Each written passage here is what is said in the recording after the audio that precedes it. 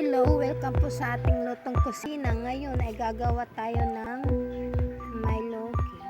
Ito po yung mga ingredients. Gamitin.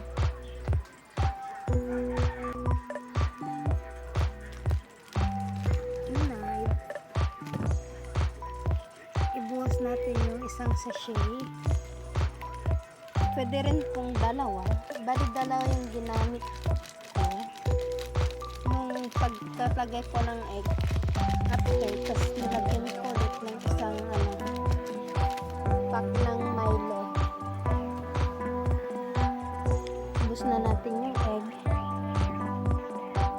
then halo-haluin lang.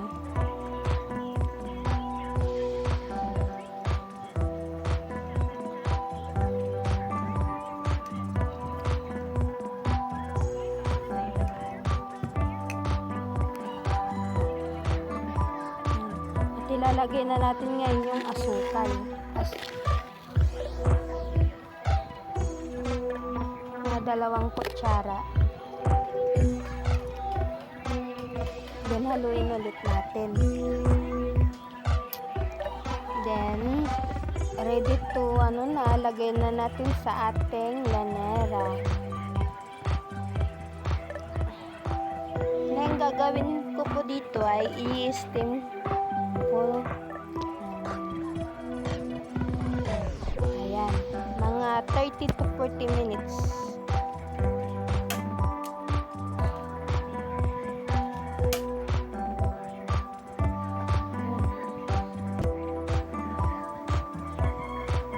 Ayan, check po natin kung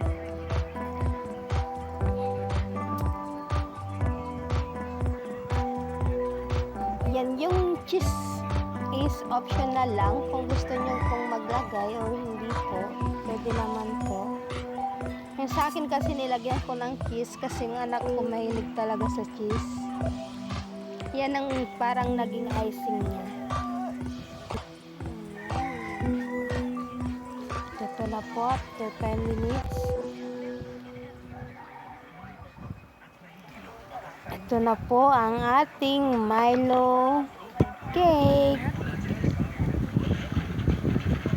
Tikman na po natin.